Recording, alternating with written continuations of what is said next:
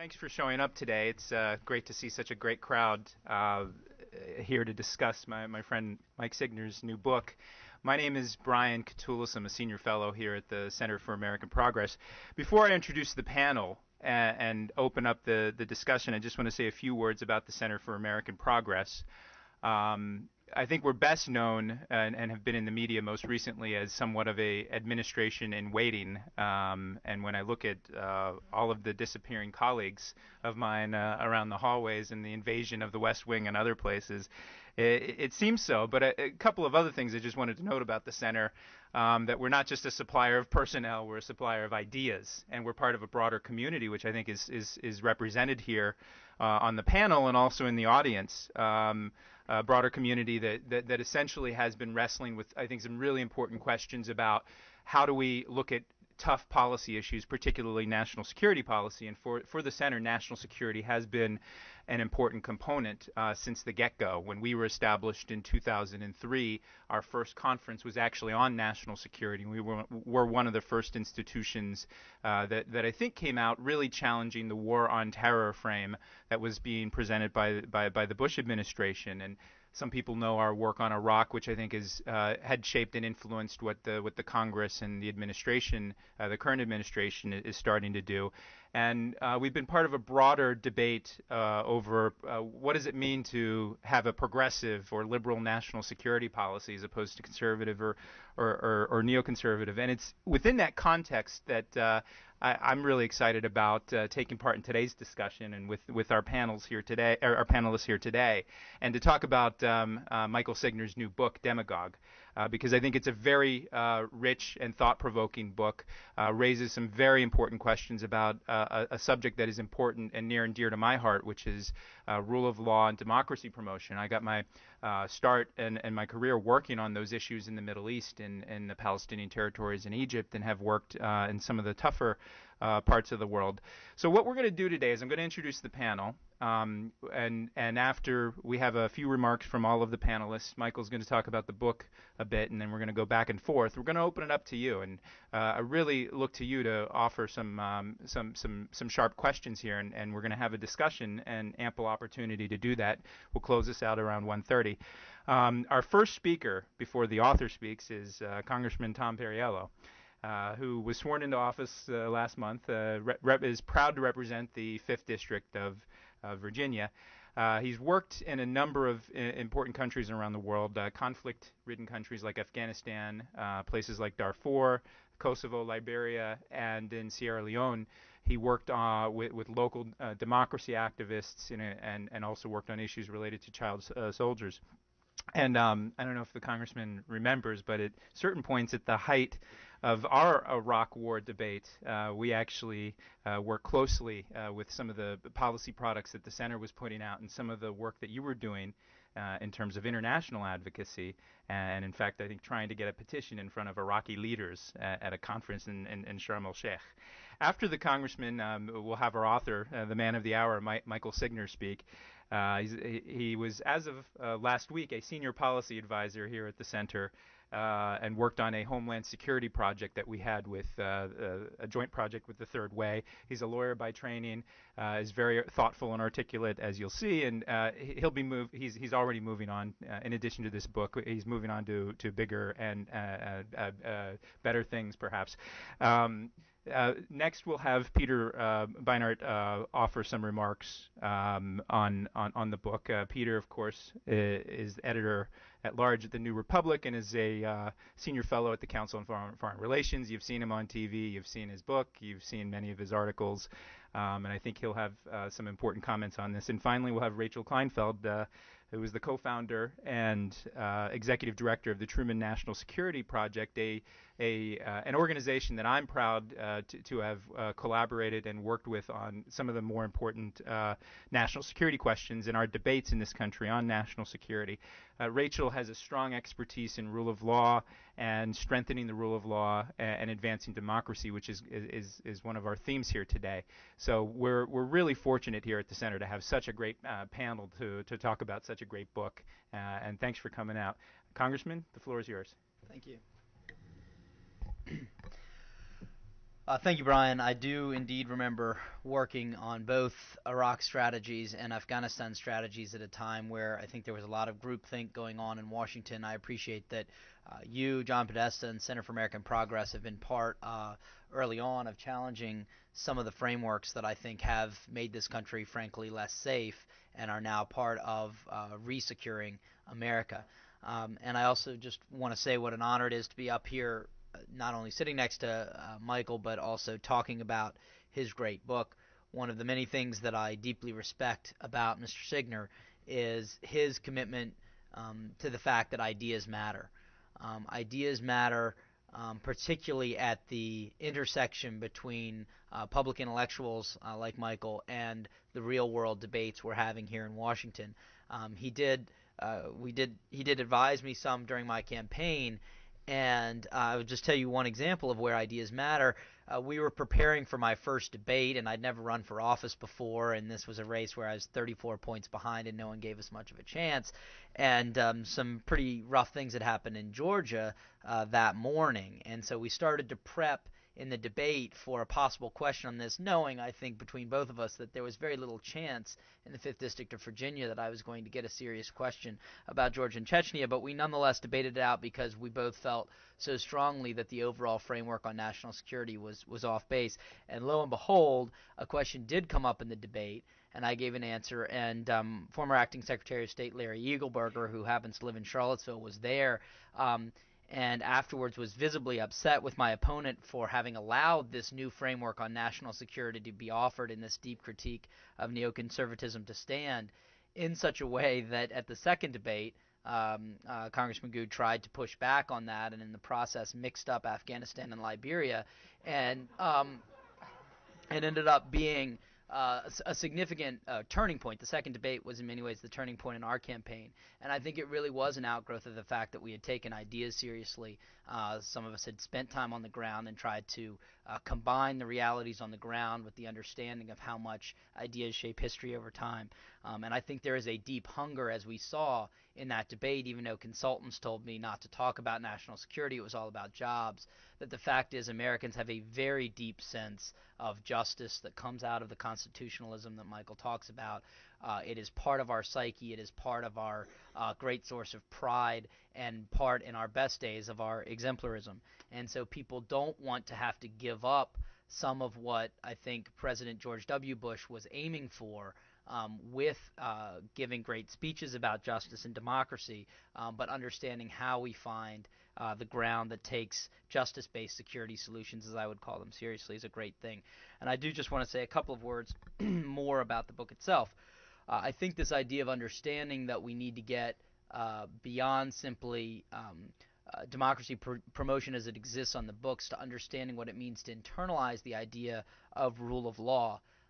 When I'd moved to Sierra Leone, in one of the first weeks, one of the local democracy advocates, a very, very courageous woman, came up to me and said, "You can have the best anti-corruption laws on the books, but as long as everyone assumes the second their uncle gets a job in government that they're going to be able to send every member of the family to school on a $50 a month salary, you have not done anything to take on the issue of corruption itself." So in the same way that we look at cycles of going from democracy to tyranny through demagoguery, we understand what Harold Koh's always talking about as norm internalization, but this real sense that culture matters and that part of what we need to be doing is addressing a cultural dedication to the rule of law and to constitutionalism at the same time that we're looking at, racing to an election or a first past the post election. I think this understanding that Michael has gotten at through looking at our country's history and our world's history is extremely valuable. I will just tell you one experience that I happened to follow very closely because I was in the middle of it, which I sometimes call the tale of two dictatorships or the tale of two regime changes, to see how much I think these ideas can play out in the real world. At the same time that the Bush administration was attempting the regime change in Iraq, some of us in West Africa were part of the team that helped force Charles Taylor from power in Liberia. The differences being manifold, but one of the biggest being that obviously in Iraq it was real or perceived to be a primarily unilateral, primarily military-driven regime transition. In Liberia, Taylor was eventually forced from power using the legitimacy of a war crimes indictment, the legitimacy of international law, without a single bullet being fired. Now that was a combination of the moral authority of the indictment validating a very credible over-the-horizon threat force and an internal military movement from the lured rebels and others that allowed that convergence to occur. But I think what you saw with the spiraling that happened in Iraq over the years after that was a legitimacy gap, one that I think the counterinsurgency strategy began to address in '07 under Petraeus's leadership. But what we saw in Liberia instead was a situation where a dictator was forced from power not just by the arbitrariness of a new source of power, but by something that broke that cycle. And I think as we look at what exemplarism could look like in the context of our current debates, most notably the possibility of a military escalation in Afghanistan, I think it's a good time to be looking at a book like this and thinking about how that applies and understanding, for example, the difference between a military expansion in Afghanistan premised primarily on the idea that more troops are going to change things versus understanding that what we need is an accountability surge, that again we have a legitimacy gap and we need to look at ways that some of what Michael outlines can be part of fundamentally changing some of the power dynamics at play there. In the same way that we might look in the Middle East at not just the possibility of a two-state solution, but at a grand bargain in the region that is based on the legitimizing by regional actors and not just a particular deal or a particular end game being solved, that we need to understand those underlying moments.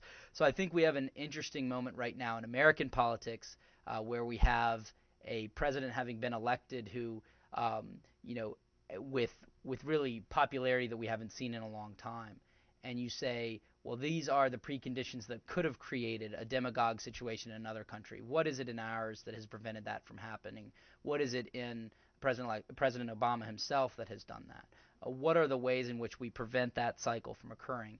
And in the same way as we address these great foreign policy challenges like Afghanistan, understanding that we have to understand the grand strategy. We have to understand the way that these cycles occur. So I think it's a great time for this book to be coming out. It's a great contribution to both our domestic and our foreign policy debates. And it's an honor to be up here with Michael, and I'll hand it off to you. Thanks. Thanks a lot. It's really great to see you all here. There's some new faces, but then there's also a lot of old friends and family, and that means a lot. Everybody, I think particularly with a book that begins as a dissertation, it can be a long, painful process of gestation, and this book has been 7 years in the making, and so a lot of you here have actually been with me through that entire 7 years, and the book has changed and grown throughout that, and I appreciate your support. I'm gonna talk a little bit. Somebody told me, actually, I was trying to figure out what to do here, and they said, well, if you were stuck in an elevator with President Obama actually, Brian said this, if you were stuck in an elevator with President Obama for 8 minutes, what would you say?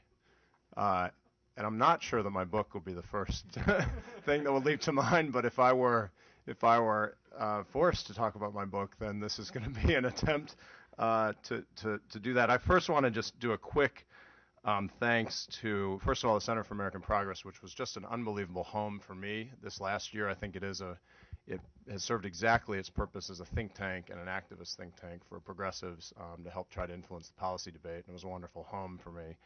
Especially John Podesta and Rudy De Leon and PJ Crowley were especially wonderful to work with. Tom Perriello has been a friend and an inspiration and a mentor to me, and it was a delight working on his race. As some of you all know, without getting into electioneering, I am a candidate for office now in Virginia, and the fact that he won and is going to be a truly powerful voice for the right causes in the country was very inspiring to me. Peter Beinart is the author of a very important book, The Good Fight, which made a big impact on me, and I think a lot of other progressives trying to figure out a way forward on national security, and he's also been a very close friend to the book itself. Rachel Kleinfeld has been a mentor and a friend, and her group, the Truman National Security Project, is only growing in influence, and I joke that we are all marionettes on her string, and I do take a lot of insight from her guidance. And Brian Katulis has been an incredibly close friend here at CAP to me, to the book, and he is doing a great deal with his own book, The Prosperity Agenda, and is going to continue to be a leading voice on these issues, I think. Okay, so my 8 minutes. Demagogues first began fascinating me when I was a freshman, and I read in high school, and I read All the King's Men, where the depiction of a Huey Long type character and the way that he controlled people, but the way that people also allowed themselves to be controlled by him was utterly fascinating to me. And that dynamic of how demagogues erupt and emerge and how much destruction they can wreak, for some reason hit a chord for me. And not as somebody who wanted to do that, but as somebody who was kind of interested in watching what it could say about the democracy that I think that I loved, and how democracies could run off the rails, and particularly somebody fascinated with what and disturbed and horrified by what happened in Nazi Germany and in Italy at that time. How could it happen? After several years of thinking about this problem, I came up with a definition that was highly influenced by a 150-year-old essay by James Fenimore Cooper. There's almost no work out there on demagogues, very interestingly. There are 2 books of history with the word in the title, and there's very little conceptual work, considering that, a great deal of human history, especially democracies rising or falling, does turn on these singular figures. I came up with a 4-part definition, which is mine, and there probably are as many demagogues as there are democracies, but my definition is there are four criteria, 4 rules. They fashion themselves as a man or a person of the people. They establish a powerful emotional connection with the masses. They use that connection for political power and for advancement. And number 4, and this is the most important, the 4th rule, is they bend or break rules, establish rules of conduct or governance. Okay, so those are demagogues. Now, there's a difference, or 2 different ways you can understand them, and a lot also turns on this distinction. One is that they're an external villain who somehow happens upon history, and they terrorize us. They are external to us, and they erupt, and they are villains, and we just need to protect ourselves from them. That's one way. The second way is very different. You view them instead as a product of our collective sins, that they're related to us and they're a symptom of us. And in the ancient Greek, actually, the word just means leader of the people. And there were 2 different definitions. The first definition actually was positive. You see throughout history sometimes demagogue used as a term of praise, especially in Britain, especially at the turn of last century, where labor leaders were called demagogues in a positive way. Almost impossible for us to imagine in America that you would praise somebody as a demagogue, but that is actually an original definition. The second definition is much more common, which is they're just a villain and an evil and a terrorizer of the people, but there still is a linkage to the people themselves. This, to me, and one of the motivations of this book, was looking at demagogues more fundamentally as a problem of the human condition. So they cause you to think about humanity itself. If we think of freedom as one of the endpoints of the arc of history, Barack Obama has talked about our common duty is to bend the arc of history upward. If you remember, that was one of his closing lines in Denver, citing Reverend King. Can we bend the arc of history upward? Are we stuck?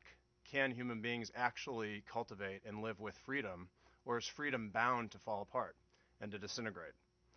The ancients called this the cycle of regimes, and that's what Congressman Perriello was just alluding to, which is that freedom left to its own devices will disintegrate in a haunting spiral. So you have democracy, and then in a democracy, a demagogue erupts. A demagogue becomes a tyrant. The tyrant is overthrown by a group of oligarchs usually, and then the oligarchs are overthrown by the people. Aristotle and all kinds of other political scientists watched this human pattern erupt over and over and over again, and they saw humanity as trapped in it. There was no way to get out of it, and this was the human condition. We were trapped in a web of our own making and a cycle of destruction. This was what utterly captivated the Founding Fathers.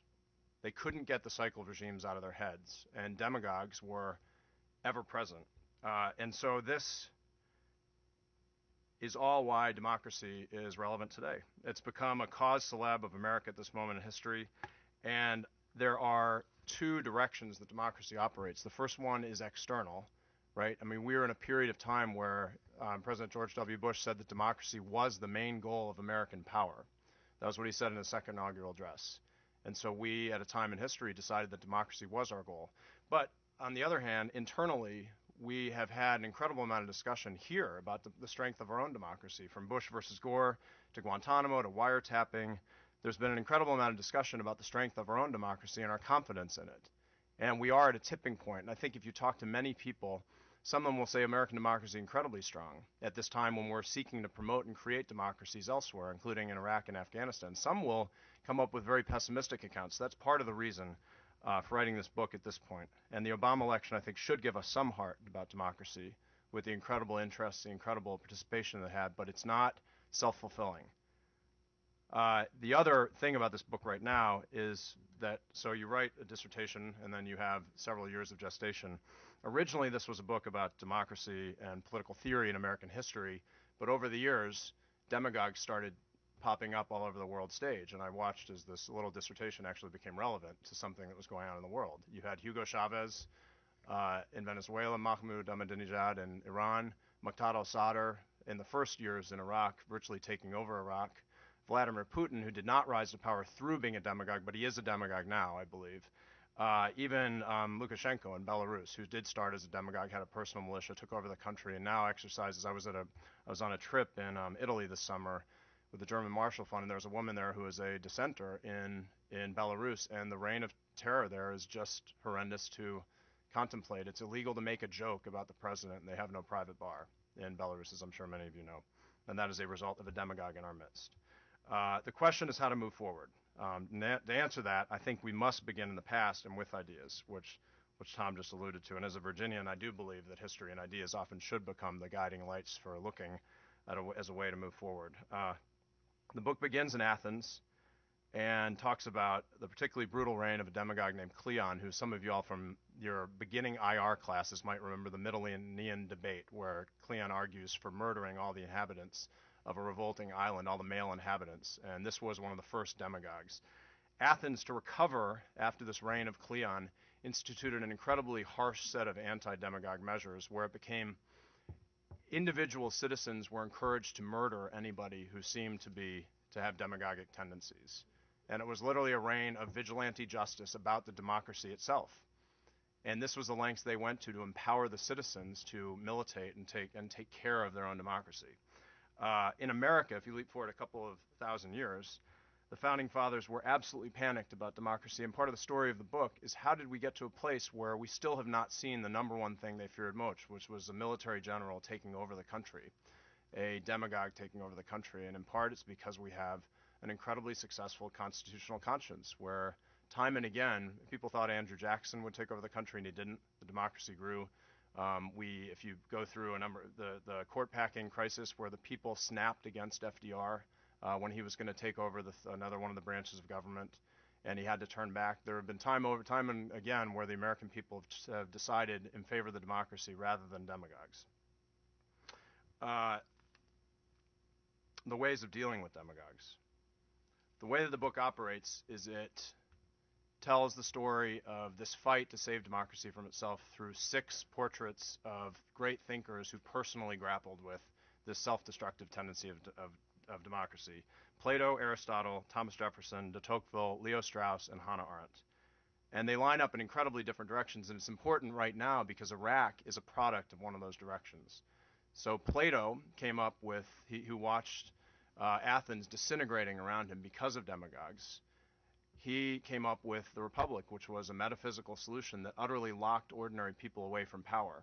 And the argument about the book is that you can see that sort of solution to democracy's problems reverberating through the neocons, because Leo Strauss, who was the father of the neocons, had exactly the same reaction as a son of Germany, which had collapsed under Adolf Hitler. And the lessons that he took, being a student of Plato, coming out of Germany, watching the ordinary people give power to a demagogue like Hitler, was that the people should be locked away from power entirely. And you can start to see those intellectual strands working themselves out in an Iraq that was going to be governed by the Iraqi National Congress, where there was very little attention given to ordinary people, where viceroys were empowered with most of the policy-making decisions, and where there was little attention to the culture of the Iraqi people themselves, to their history. There is an entirely different story about dealing with democracy's problems, which focuses on the people rather than on metaphysical structures that will somehow solve all of democracy's problems in and of themselves. And that began with Aristotle and it goes through Jefferson. Those of you who follow Jefferson's ideas about the people, And it continues through Arendt, who is really the heroine of this book. And this all matters a great deal because we are involved in a substantial debate right now with the future direction of our foreign policy between democracy installation, like we've seen in Iraq and Afghanistan, and actual promotion. And this is what Tom was just alluding to. The book is fundamentally, I would say, a paean to constitutionalism, which is a too little discussed idea that I think should be the heart of our foreign policy right now, as opposed to just formal democracy. And there are two ways that constitutionalism works. One is internal, where all of you and all of us and anyone in a functioning constitutional democracy has a very vital and vibrant sense of themselves as a democratic citizen, and they take pride in their own identity as a citizen of a functioning Republican democracy. And that can take a long way to get to, and people don't have that sense in authoritarian systems, or they have it too little. And the second is external, where citizens, because they have that internal sense, they militate over any leader who would take over the country or who would become an authoritarian, and they keep them on a very short leash. It doesn't have to be in Athens, where all of you were ordered to kill a demagogue, but it does have many cultural variants where they control anyone who would take over the country. And these are values that we have not seen in too many countries today, and that could be the goal of a new foreign policy grounded on constitutionalism. And the book concludes with a basic foreign policy that will be grounded on constitutionalism, where there are interlocking practical goals: increased civic education, increased focus on cultivating market economics, sharing the vision of democracy with peoples around the world, training them in elections, showing them respect, having direct engagement with peoples rather than just their leaders and structures or institutions, tailoring constitutionalism to underlying cultural values which will differ in any of the regions of the world or even within certain countries, thinking about the world as a world of individuals rather than lumped cultural categories. Even in Iraq or Afghanistan, the ethnic categories that we tend to think of people into, we should be thinking of people as individuals, and that should tailor our policy. Increasing civilian capacity on humanitarian and democracy missions, and generally increasing our authority, our moral authority in every way possible, because we provide these demagogues with all the fodder they want for all the fires they want to burn when we behave as belligerent unilateralists who could care less what these peoples of the world think. And the final argument about the book is that a democracy, the alpha and omega of a democracy, is the people. And our thinking here, as in the world, ought to begin and end with ordinary people living their ordinary lives. And if we are in communication with them, then we can actually start to rebuild a foreign policy of actual democracy. And I would just read the last paragraph of the book. I realize I have a captive audience here, but I will just read. Demagogues will turn on freedom and on us if they are not enabled to defend themselves, and a demagogue arises to take advantage. Democracy, as de Tocqueville predicted, is almost certainly the path most of the world will follow most of the time. But that does not mean democracy will always succeed. If history teaches us anything, it's that the demagogue always lies in wait. Given a momentary opportunity, he will take hold and invade the body politic. The demagogue will never let go and will never disappear. Only vigilance among the people will keep him at bay and expand the reign of liberty. America can help save democracy in its eternal struggle with the demagogue. We can slow, if not stop altogether, the cycle of regimes, and we can add to the victories of humanity's better angels over our worst demons. Our unique position in the community of nations and our extraordinary history demands, once again, that we strike out on the path to true freedom. Great, Mike. I think you nailed it. The elevator may have gotten stuck on the 13th. Well, actually, one of our former colleagues tells a story before we go to Peter and Rachel's comments. Book talk, so I ask your forbearance. Yeah. But he tells a story of actually being stuck in an elevator with President Clinton and the First Lady at the time in Moscow for about 8 minutes and two Secret Service agents. And let's just say it was a very entertaining 7 or 8 minutes. Very insightful. I think we'll move to Peter with his reactions, his comments, questions on that he'd like to pose to Michael on the book. Well, thank you. It's a really wonderful book. It's an unusual book for a couple of reasons that I want to try to dwell on, which is why I think it's so valuable. I can think of very, very few books that I would put in this category. The first reason is that it's a book of political theory coming from someone who's engaged in policy questions from the left. And that is actually, I think, remarkably rare. I think with all the strengths that progressivism today has in the wake of the implosion of conservative government, one of its enduring weaknesses, and Michael and I have talked about this before, I think is the fact that people on the left are simply, in the kind of the political, Washington left in particular, are very uncomfortable talking about political theory. There is a kind of empiricism that you tend to find, which is much stronger amongst progressives than amongst conservatives. We've seen some of the dangers of having people who are not that empirical in power. But there is also, it also leaves you very vulnerable when you have when you can only speak about particular cases and particular circumstances, but in fact you can't step back very easily and talk about first principles. I think about kind of, if you think about American liberalism today being embodied by a place like the Kennedy School, that kind of technocratic, empirical government solutions, and the conservatism that we've seen in power embodied by University of Chicago, you can see that in terms of governance, the first principles tradition of the University of Chicago brings has been very problematic. But in fact, in terms of winning political arguments, in terms of having a theory of the case after 9/11, speaking comfortably in kind of in a broad sweep, it's very powerful. And I think Michael is one of the relatively few people that I know in the kind of in progressive politics in Washington who in fact can do that, who really has a really strong training in political theory, and can critique not just the consequences of what's happened over the past few years, as all of us can do, but can actually understand the ideas at a rather deep level, and subject them to a deeper kind of critique than we've seen. And I think this is one of the really great values of the book, and I hope that there are many, many more Michael Signers that emerge who spend their time actually studying political theory as opposed to simply area studies, for instance, in recognizing that it's an important missing piece, it seems to me, of how you rebuild a kind of progressive politics. The second thing that seems to me so important about this book is that it's an attempt to save democracy promotion from its supposed friends. And I think we are understandably in the midst of a pretty severe reaction towards against the rhetoric and the reality of the past several years, and understanding and it is very, very easy, I think, for people to identify the Bush administration with democracy promotion and to say, to heck with all that. And it seems to me one of the real ironies of the whole past several years, when you think about it, is that it seems to me in some ways the most profound critique you could make of what the Bush administration has done in Iraq in particular is actually a conservative critique.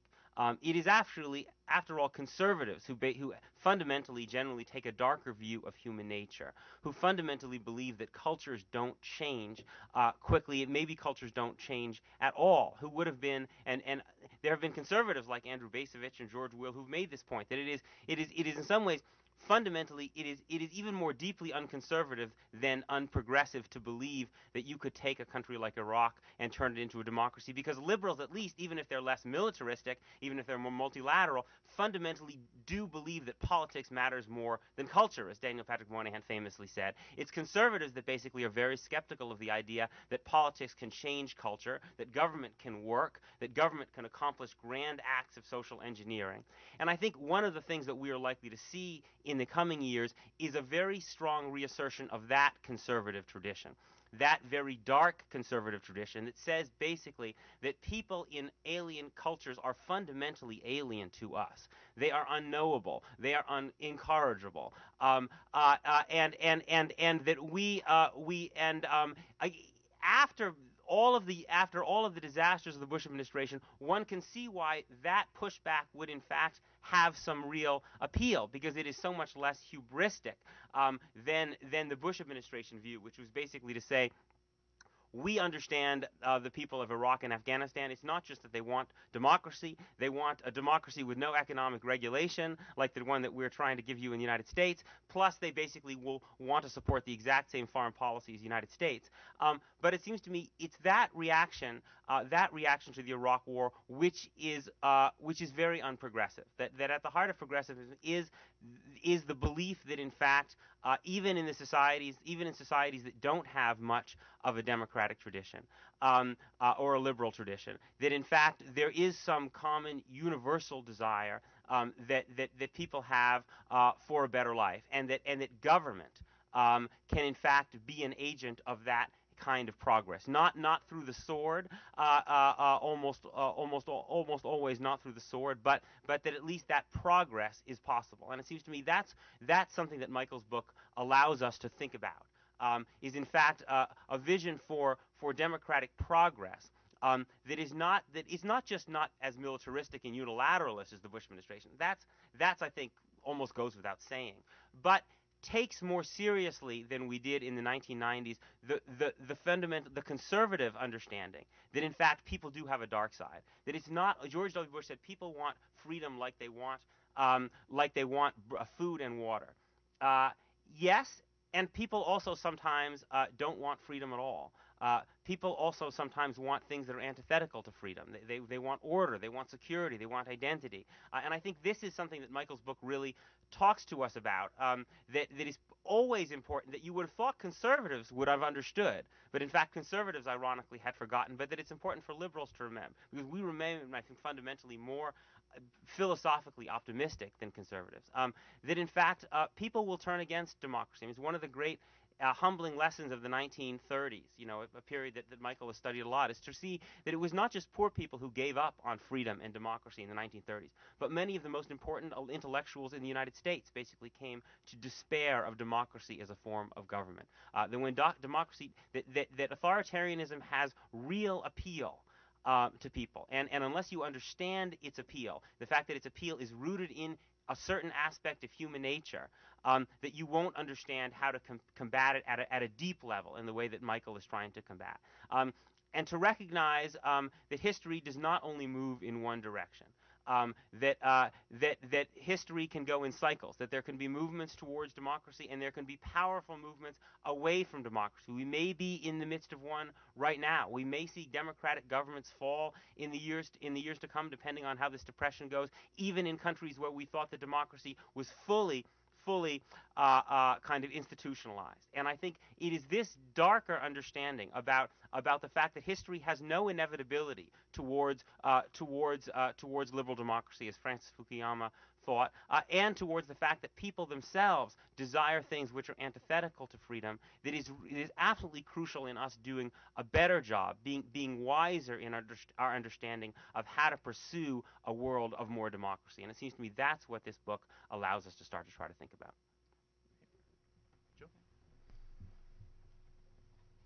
I get to play cleanup batter here, so I will do my best to hit the main points of Mike's book here.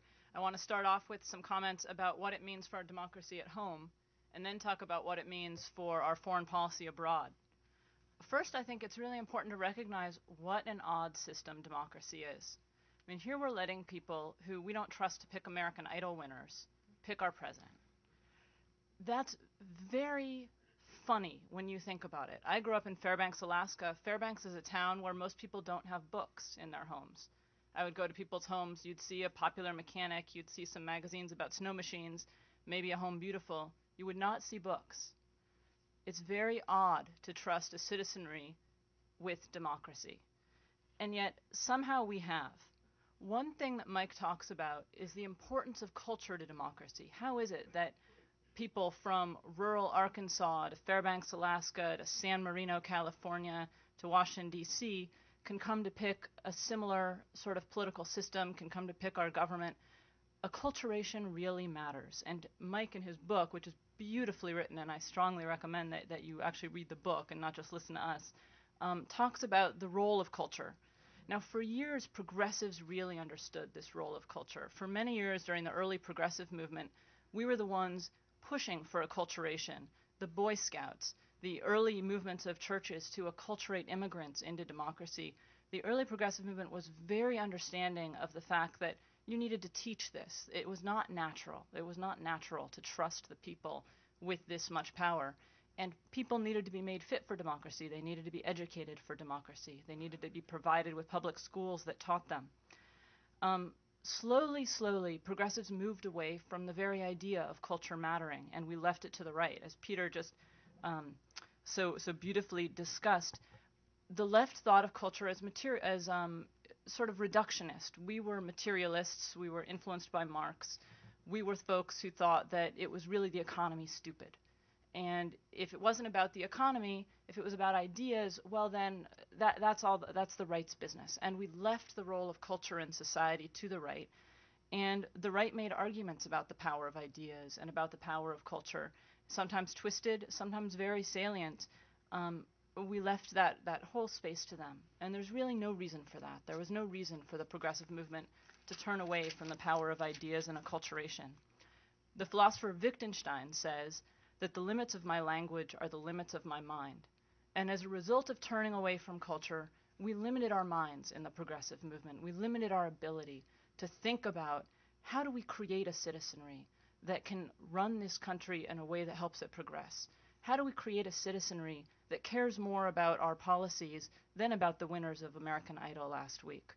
That's a difficult proposition. We need to think about how to do it.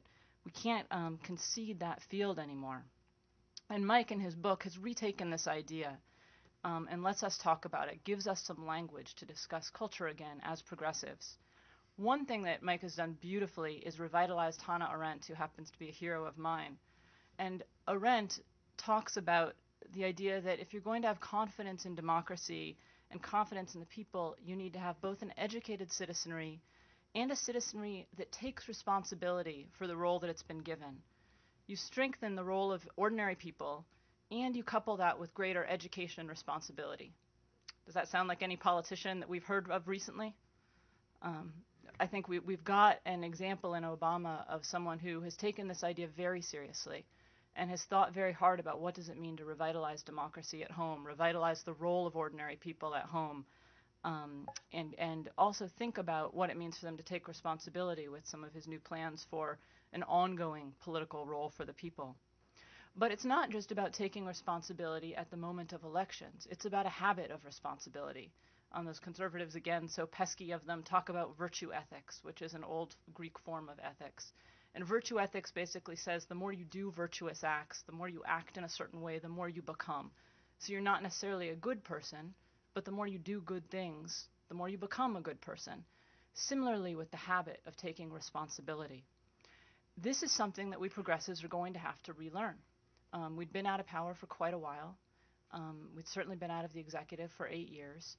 Taking responsibility is a very different role than being in opposition. And I think it's our next challenge as progressives, and it'll be the next challenge of Center for American Progress and the other think tanks around town, but this one preeminently. Once you take responsibility, you have a different role to play. And once we as citizens take responsibility, we have a different role to play.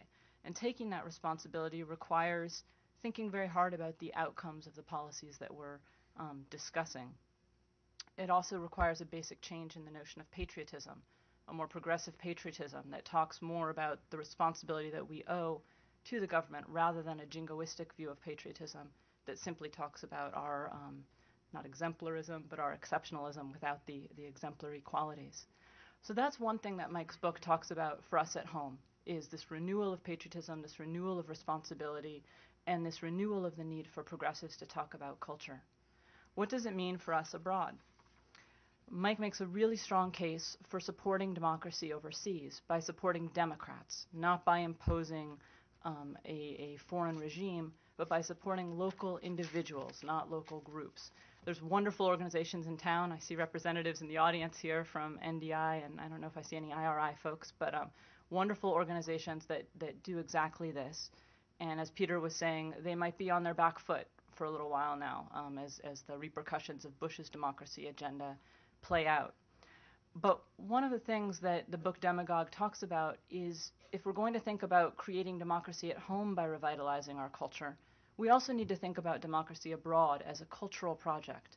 How do we create the mores, the values, the ideas of democracy in a people that don't necessarily have them? Well, there's a couple of ways to deal with that. You can just give up. You can say that that's impossible. We can't change other cultures.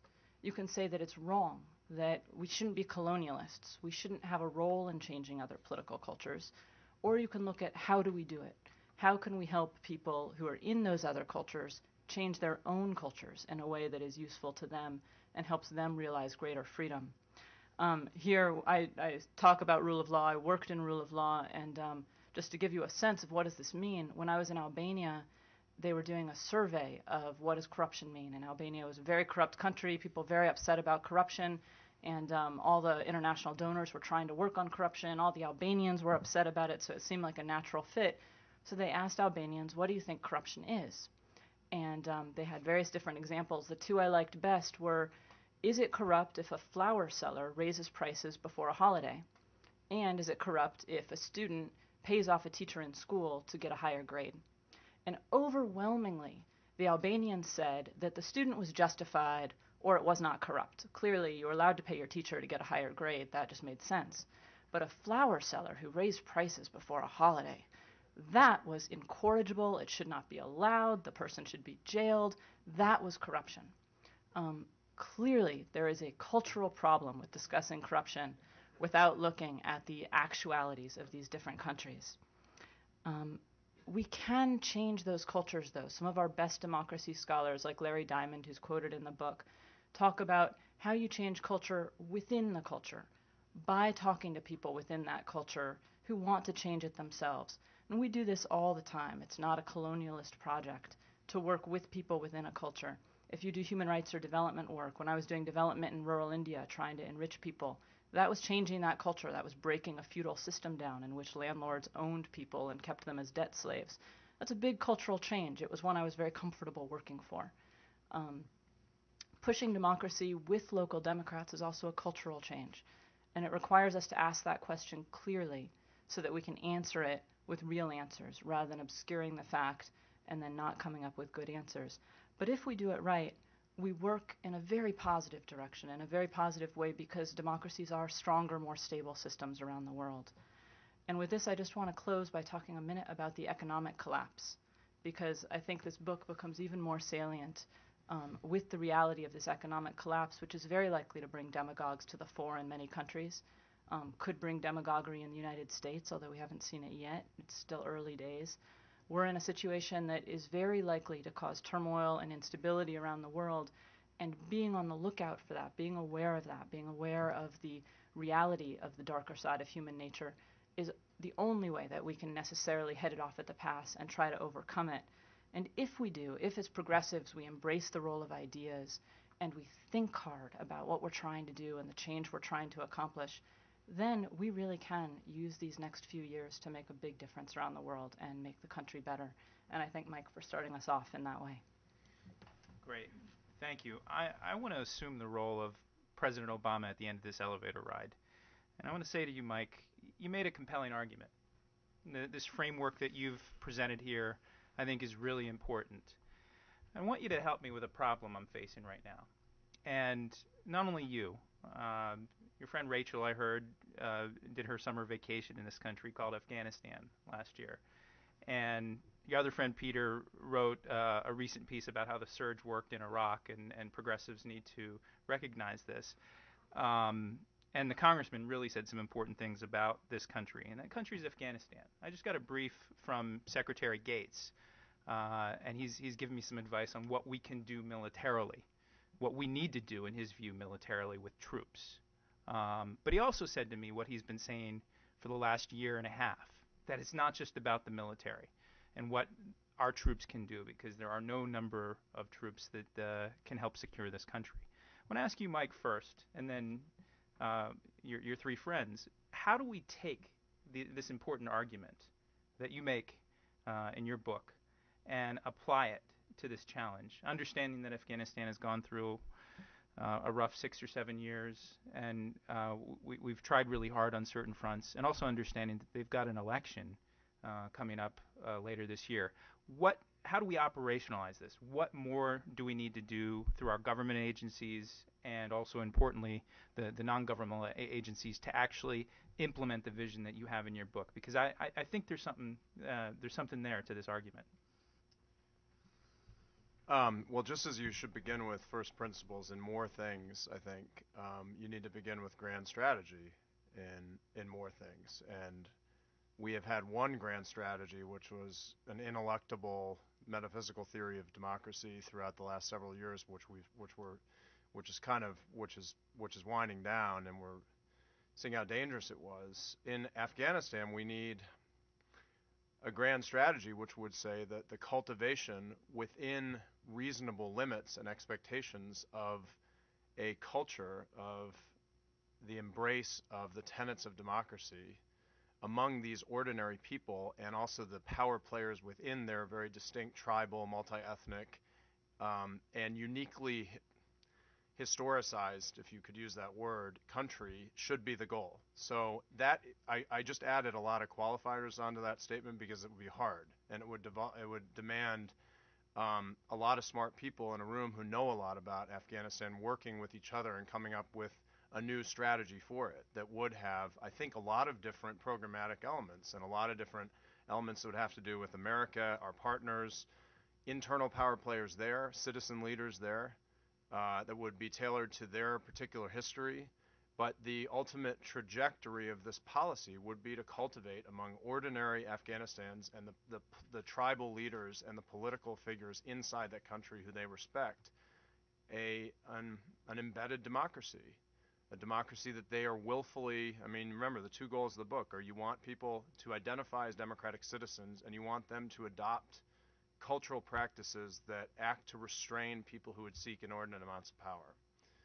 Those are hard goals, but that should be the target of every kind of outreach, informational, small diplomacy to big diplomacy, materials we're doing there, technology that we're seeding, exchange programs, the way our military interacts with the country, the way that we're dealing specifically with tribal leaders, the role of force, as opposed to diplomacy in our daily dealings with the country, how many bases we have there, especially our NATO allies and how they're doing. I mean, if they're running at cross purposes up against us and they're seeding opposition that then helps a warlord or helps the Taliban get a foothold in a particular region, then that's bad. All that needs to be encompassed in a big new grand strategy, I would say. But that may be smaller than the biggest grand strategy, which is whatever the goal in Afghanistan is. And this is the biggest discussion right now. Is it to create a nation state, or is it to free the country of the Taliban, or is it just to stabilize as much as we can a country that's never had a successful democracy so that we can then turn our attention to other things? There's a big discussion happening right now about even a bigger strategy. So I would say that they need to be linked up. That's a complicated answer, but it's a very complicated problem. And I do think that you get down the road using the kind of the thinking that this book starts on. Great. Congressman, you talked about changing the power dynamics in Afghanistan, and you're hearing a lot of debate out there. And what I'm really glad you're in Congress for many reasons, but one reason is you're somebody who's rolled up your sleeves and gone around the world and seen these countries firsthand and worked on projects there. I know it's a tough question to answer at this point, but where are the things that you think the executive branch, the U.S. government, needs to do a better job to help inculcate these values of constitutionalism around the world, to help really see a true advance of democracy in Afghanistan? I hope I'm not guilty of Peter's accusation of too much empiricism, but I will try. And I haven't seen your piece about Afghanistan yet, which I'll be interested to see. But I think one step back and then a step forward, I think as we look back at what we call the surge, what we will eventually see is that actually the midterm elections in 2006 worked. That basically the Bush doctrine ended at the midterm elections. And the only thing they stuck with after that, for the most part, was the use of the word surge and probably some sort of trade-off that will allow you to call it doubling down and perceive it as a doubling down on the existing strategy, when in fact what has now increasingly emerged in the counterinsurgency manual and other things as called the Petraeus doctrine, or the move from the doctrine of arbitrary power to smart power, is that we saw a fundamental shift in strategy. And I think what for those who are saying, where is the change now with the Obama administration, the reality is that change began in 2007 with a major transfer in strategic direction to Petraeus and Gates.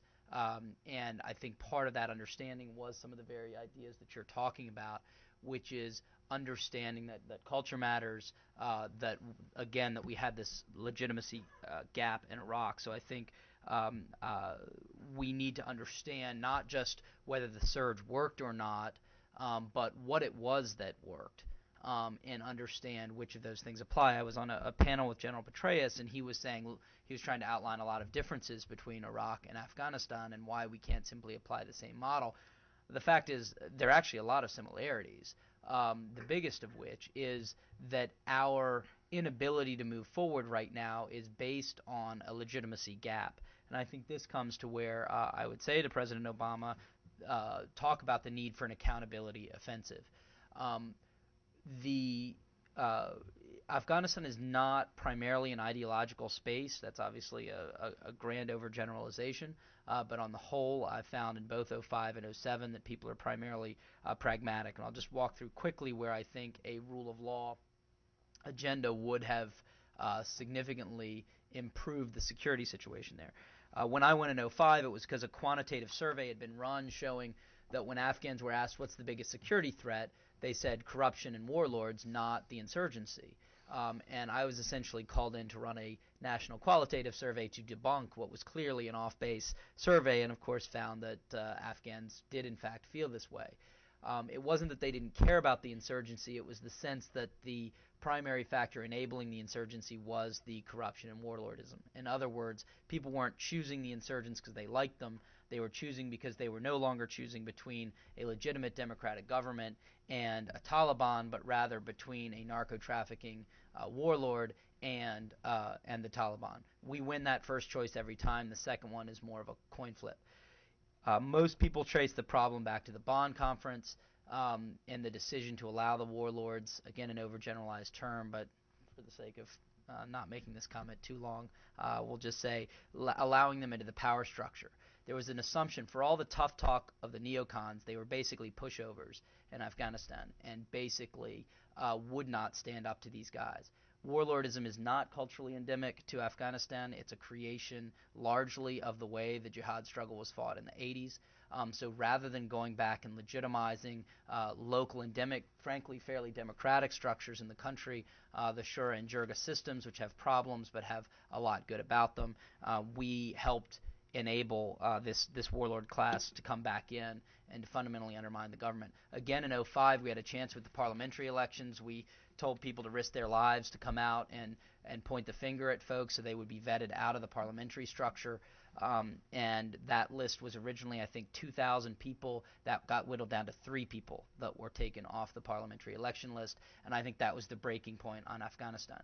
If you look at the turnout in the parliamentary elections and the response afterwards, that was the backbreaker. Before that, Afghans were basically willing to commit to this democratic experiment and believed we were fundamentally on that course. Afterwards, they said, we've seen this play before, we know where this is headed, and we're just going to try to keep our heads down. The fundamental thing that we need to do in this is show that we are on the side of the Afghan people and that we're on the side of rule of law, and it is not going to be risk-free. If we decide to take a couple of these guys out, which I think would be best done through a domestic or hybrid court, whether it's for corruption or drugs or war crimes, you're going to get the same group of people. There is going to be some short-term disruption. It's much larger than it would have been if we had done this in the first place.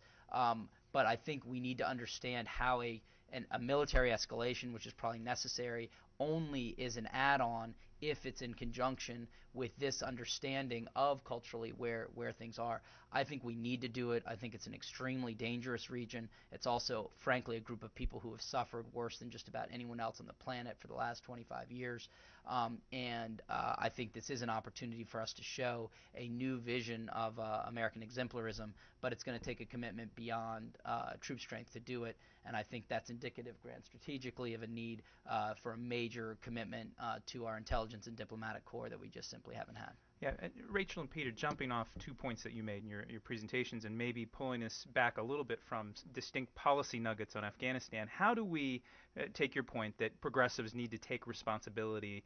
We're moving from, a critique mindset to we have a greater responsibility on these challenges. And Peter, your point of the need to develop some of these ideas in the realm of ideas, that the policies and the policy choices that are made, decisions that are implemented, how do we do it in a way that actually fosters the sorts of things that Michael's book drives at, this broader sense of this is not just going back to essential, it's the economy, stupid.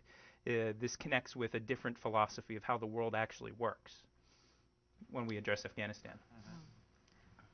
Okay, well, sticking with Afghanistan, let me think about that for a second. But I'll use two examples. One, the Buy American legislation that's up right now, the economic legislation, and two, the Afghanistan issue. I think everything that Congressman Perriello says jives with my own experience in Afghanistan, that it is a country where the currency is security. And that's a very important realization because we haven't treated it that way for many years. The currency being security, though, does not necessarily mean military escalation is the end-all, be-all.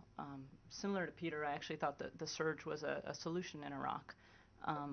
I do not think it is the solution in Afghanistan. Having been there for my spring break last year, not my summer break, so it's been a little bit of time, but it's not a territory that is given to foreign occupation.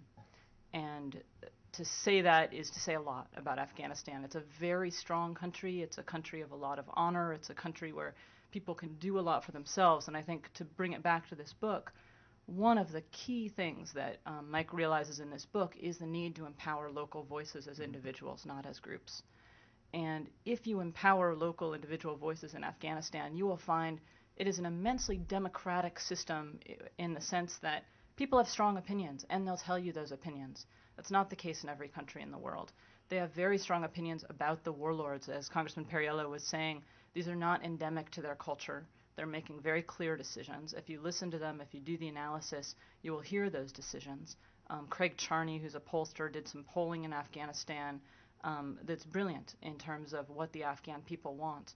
And what they want is security, and how we manage to give that to them will determine our success there. Great.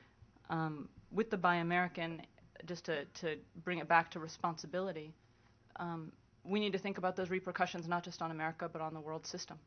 So I think whether it's Afghanistan, whether it's economic policy, whatever we're touching on, it's not enough anymore to think about the domestic politics of it. We're now thinking about the world politics of these issues. Great. Peter?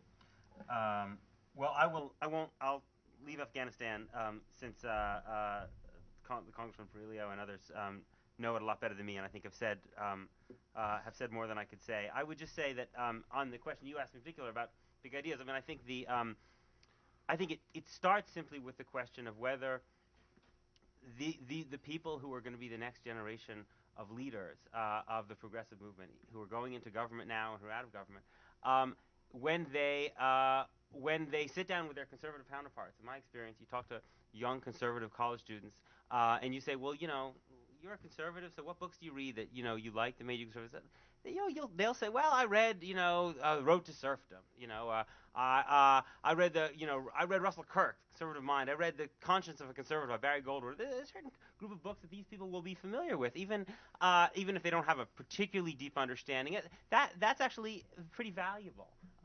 And then I think the question we have to ask ourselves is, well, if you got these, if you got a group of 20-something or 30-something progressives that you want to be, helping to identify what progressive is going to be, and you said, well, how about Herbert Crowley's Promise of American Life? Mean much to you? Reinhold Niebuhr's Irony of American History, Arthur Schlessinger's Vital Center. Thoughts about these books?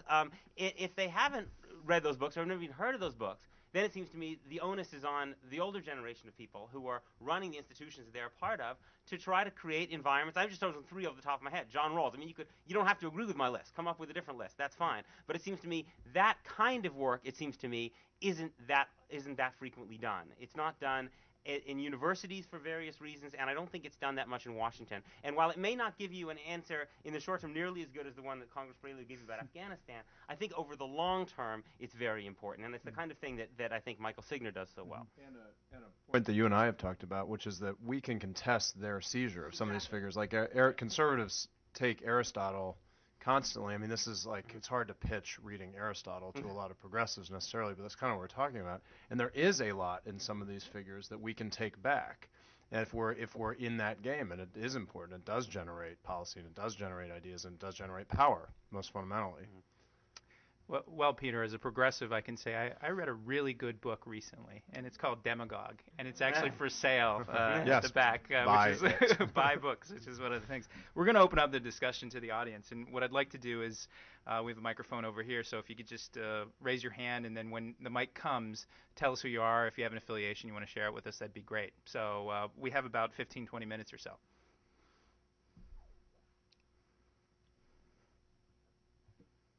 Hi, I'm Carolyn Poplin. I work here, but this is way beyond my area of expertise.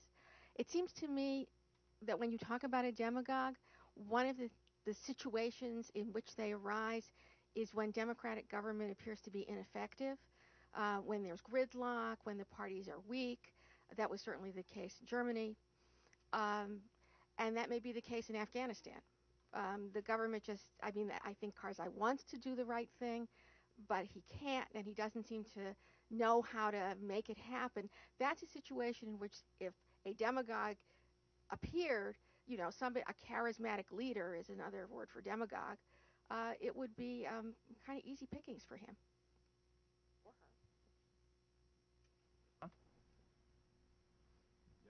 Yes. Yeah, I mean, anti-corruption. I mean, just what Congressman Perriello was talking about, which is that anti-corruption methods and accountability are actually they're a really important part of a citizen feeling committed to a democracy. And you do see a lot of, I think that there's a whole, I was coming back on the plane from Doha this fall, and I happened to sit next to an Army major who had been in Iraq for years. And he asked me as a lawyer, we got to talking about law, and he asked me, well, it doesn't seem to, and he'd been in Iraq, he said, I don't think that there's all that much lawyering happening in terms of training, the bar. And it's something we take for granted, having an independent bar that is self-educated, self-sustaining, that is committed to the rule of law and all of its particulars is really important to a functioning civil society, and to a functioning, legal society. And they're the ones who can bring lawsuits, and they're the ones who can raise awareness of corruption among public officials. And if you don't, that was just an example in Iraq, and it's kind of a chicken versus the egg thing. I mean, when do you start to stand up a really independent judiciary, not just judges, but lawyers there? And what role could the American or the international bars be playing? How do you root common law and mingle it with the traditions of the country? And I'm not an expert in it, but it was just, remarkable that he was talking about it, and you could see that playing out in all these countries, I think. Well, I think it also relates to a mistake we sometimes make between this assumption that certain things are military or force-based solutions and others are rule of law, human rights, sort of soft power. The reality is the effectiveness matters. If we had issued the indictment of Taylor and we hadn't been able to convince the various powers to back it up and perform the arrest, it would have just been a nice thing. Oh, isn't that nice that he got a slap on the wrist? Same thing in Afghanistan. If the difference between violence and force is when the state is backing that up or some form of legitimacy is. And so whether it's the effectiveness of our efforts on the ground in Afghanistan or here, I think people have to believe that the government has the capacity, and that means I think progressives have to be willing to use force to back up the things we're talking about and not just give everyone a hug. Right down front here.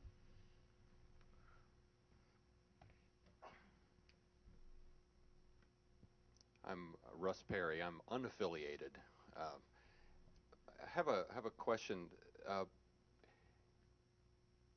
wonder if you might speak to the apparent irony that perhaps uniquely among the paths to authoritarianism, demagoguery requires democracy as a precondition, and, if I understand your thesis, requires democracy as part of its own solution.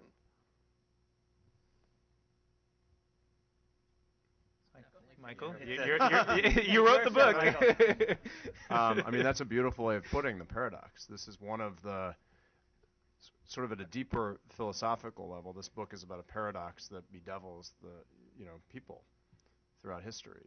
And demagogues are one of, they only come when political systems start granting power to leaders, political power to leaders based on their connection with people. In England, if you want to be an MP, you get to know the party structure and you get appointed to represent a particular district. You don't need to have an incredible amount of appeal among ordinary people. In America, I can tell you this running for office thing is hard. And Tom,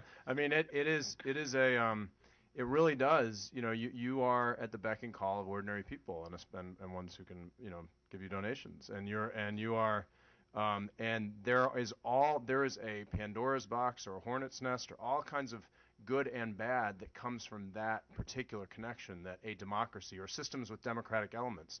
A demagogue can come up in any system that grants power to people based on their connection with people. It can even come up in systems that don't formally grant the power, but that allow people to have power based on their connection with people. And that's when you have somebody overthrow a system. I mean, a lot of demagogues have come up because they're overthrowing a corrupt system, but they have a connection with the people. This is exactly what's happening, what has happened in Iraq. And it is bound up very intimately with any emergence of people given power in any society. But then it also is one of the paradoxes also I talk about in the book is you have very rarely in history, but you do have beneficial demagogues is what I call them. I mean, you do have demagogues who give the people great things and who actually do help societies progress. This was Huey Long's.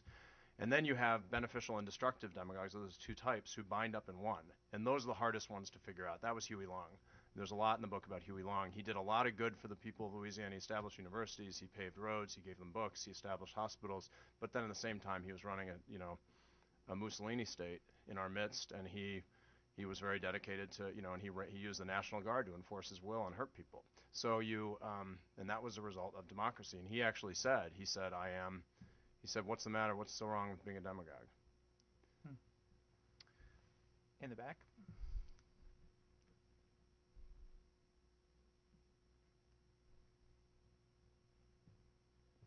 Hi, my name is Sahar Aziz, and I had the privilege of being Michael's former colleague. I wanted to ask about the Middle East in particular and the democracy promotion as opposed to installation. I assume that's what we're in favor of.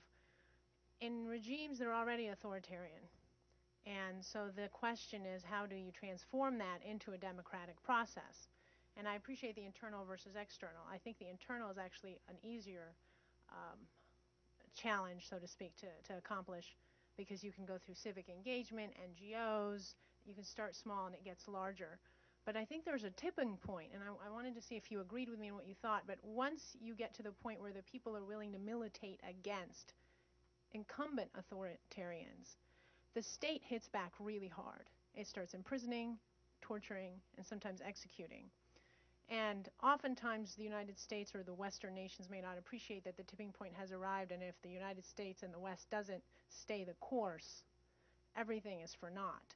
And it's usually takes some pretty hard sticks to, you really have to bring out the sticks, so to speak, as opposed to the carrots. And I'm wondering, if you agree with that, how we address that, because it seems to be that's the cycle of international development with regard to rule of law or democracy that I see with U.S. aid, so to speak, is they build up, they build up, they build up. If you look at Egypt, there was a point where the NGOs really started to proliferate. They had influence, and then they got shut down. It was unfortunate, and everything stopped. Yeah, I like the others. So I'll take a cut at it. So first of all, I do agree with your thesis. I think that's very right on the mark. And we were just saying Egypt's going to get a lot worse. One of the issues with America staying the course when we hit that tipping point is that quite often, particularly in extremely authoritarian countries, the most active organized groups like Hamas, like the Muslim Brotherhood, are going to be groups that were active underground that we also don't like. And we need to figure out in our own democracy promotion efforts what we do about that, because it happens again and again and again that the groups that are most organized and most able are the ones that, frankly, we'd be very happy if these authoritarian governments dealt with them for us. And that's what tends to happen, is that it's not just the human rights activists who are so nice and clean and it's easy to support. It's terrorists. It's people who kill their opponents. It's people who don't abide by the rules of the game. And when we're figuring out as America our response to that tipping point, really we need to figure out that answer beforehand. It's not an easy answer. I don't think it'll be the same in every country. In some countries you can co-opt elements of those groups. In some countries you can try to build up domestic opposition that's different, although it's harder to have the strength of these groups that are deeply rooted for many years. But regardless, it happens over and over and over again. We'll see the same thing in Pakistan and probably the same thing in Saudi Arabia when the time comes there. If I could actually say something, in part, Michael saw me deliver a paper, which a draft paper that will be published later this week that I've produced over the last year, based in part on some of my experiences in Egypt, Iraq, the Palestinian territories in the 1990s, then in part in this decade too. And I think this presents a really difficult challenge for policymakers, and I think the Egypt case is the most prominent in my mind. And I have some close friends who suffered directly and personally from this backlash, this upgrading authoritarianism, some people have called it, this reaction to it. And when we had a president in office who I think was probably our most vocal advocate for freedom and democracy, the policy response was quite flaccid, and people just didn't know. I think they were frozen. It wasn't that we had neoconservatives in the White House who intellectually, and philosophically were opposed to the freedom agenda all of a sudden in 2000 and late 2005, early 2006. They just didn't know how to effectuate a response for a whole host of reasons, some of which relates to what Rachel said about the opposition, but other things in terms of what do we get out of this transactional relationship we have with a very important country, and I'm just using Egypt as one example. There's several others in the region, and I only highlight this paper that's coming out of my own, not just to promote it, but because a lot of the ideas are similar to what I think Michael talks about in the book and the sorts of things that we tried to do when I was with the National Democratic Institute in the 1990s, working at a grassroots level with civic organizations and NGOs. But then I also suggest at a strategic level, there are a whole host of relationships that the U.S. government, if they're serious about promoting pragmatic change, they might look at the military-to-military cooperation, for instance, and thinking outside of the box in terms of freedom, democracy, and constitutionalism promotion around the world. Look at all the levers that we're using, and I'm not saying that we cut that aid necessarily. I don't know if that's the most effective thing, but are there ways in which we deliver assistance or in which we have a bilateral relationship on an economic front, on an intelligence-to-intelligence cooperation front, where we might move the needle a little bit, moving towards a direction of greater respect for rule of law, constitutionalism, and other things to engender the best practices. What I'm saying here is that sometimes I think, and I just noticed this when I was at a junior level in the 1990s in the government, that sometimes we stovepipe the nature of our policies. I felt like when I was in the West Bank and Gaza working on democracy promotion with Palestinians in 1996 at a very grassroots level, and then with the Legislative Council, that one hand of the U.S. government didn't really appreciate or know what the other hand was doing.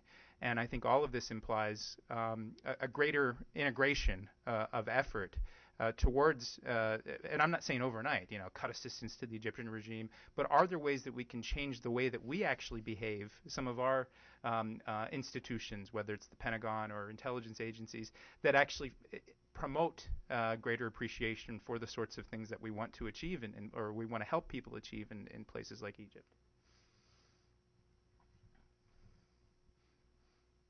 Yes, sir. I think we'll have time for two more questions. So. Patrick Mendes from SAIS at Johns Hopkins. Like you, I admire Thomas Jefferson, and I live in Virginia, and also the Plato's Republic. When we look at the founding fathers, they wanted to have liberty of empire and expansion of our country, 13 states to the westward, and later on manifest destiny. The vehicle in which they thought we can promote democracy through the vehicle called trade. And I know that Rachel mentioned about that that kind of issues that might arise if there is a potential rise for demagogue in the world because of the economic crisis that we are facing. What do you think about that notion of the vehicle of trade as the founding fathers envisioned, which they call at that time commercial? And in the Constitution, there is a little two words called commercial cause. That is the vehicle in which we want, as Americans, to promote liberty and democracy. What do you think about that idea as founding fathers thought at that time. You could just take the second question, just so we finish right on time, right behind. Yeah.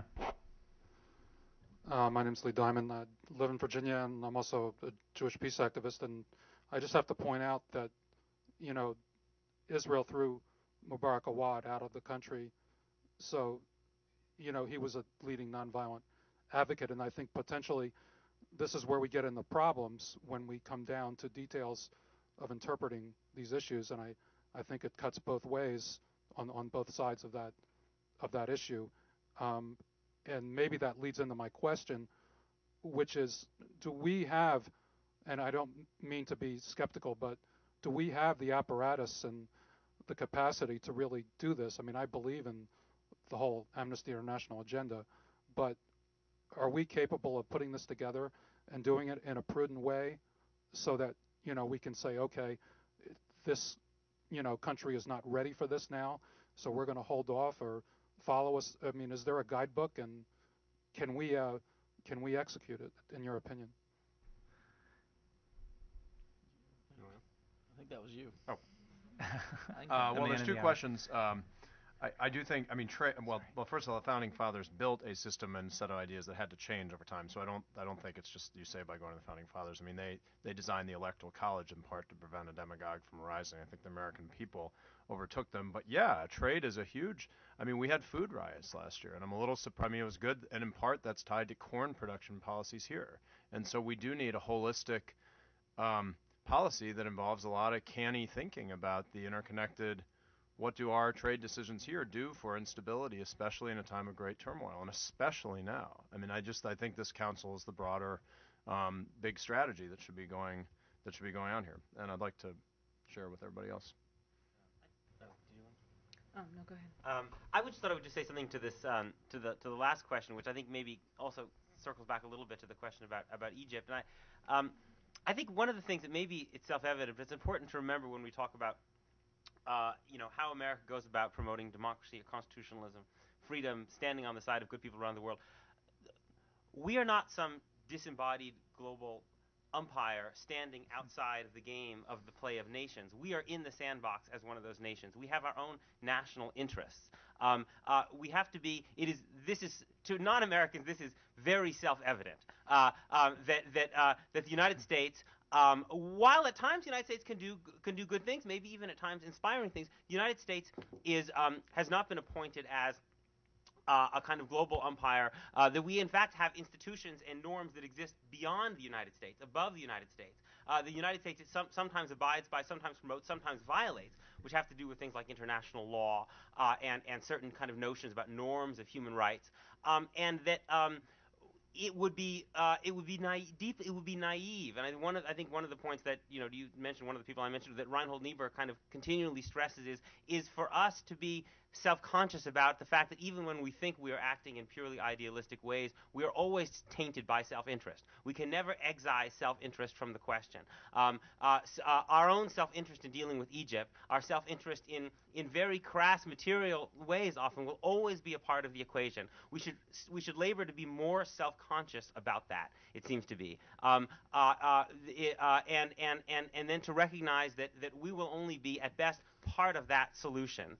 And I think that's, it seems to me, an important part of this deeper kind of wisdom that we need to get to in terms of how you promote democracy. Rather than saying in a kind of a blithe way, as George W. Bush did, our ideals and our interests are one. No, in fact, they're not. Maybe in some ultimate messianic era they are one, but in reality, in the short term, they are not one. And it's precisely understanding the fact that they're not one that seems to me is the beginning of wisdom about how America is more of a force for good in the world. Rachel? Just a quick two-finger on both of those. On the latter point, I think everything Peter says is always right, so that's how I start off with all my thoughts. But when we're looking at can we do it, one of the things that I wrote my dissertation on this as well, and so one of the things that was a surprise to me actually was just how effective and useful it was to have NGOs, often government-funded NGOs, but still independent, who could do this for us, because often it wasn't in our national interest. So when we have NDI and IRI and the Ned, and when Germany has its foundations and so on. It lets us, as America, have our national interests. It also lets us do some really good work in other countries where we don't actually have to deal with that juxtaposition. And it's very cheap, very, very cheap compared to most other things. You can look at it as preventative medicine. Far easier to buy a flu shot than to go a week without work. The opportunity cost is much higher. So it's a very useful strategy to have things like the Ned and the IRI, which I'd appreciated them before, but I hadn't appreciated just how great an extent that allows us that flexibility to have national interests that are different. And on just a quick anecdote on the Hamiltonianism of using trade as one of our key ways, I believe in that very strongly, that it's very, very important that we take trade into the equation. And just as an anecdote, when I was in India, I got to India right after the Doha round had collapsed in Seattle. And for those of you who don't remember the Doha round collapsing in Seattle, there were protests. All of Seattle turned into a big rioting hulk. There were people in turtle costumes out protesting about turtles. And it was a big media show, and it was the first time that those people really took over and destroyed the round that was supposed to help development. And when I got to India, everyone said, "So how did Clinton orchestrate those turtle costumes?" And I said, what do you mean? Clinton had worked on this for years and years. This was one of his great achievements that he was trying, and it was destroyed.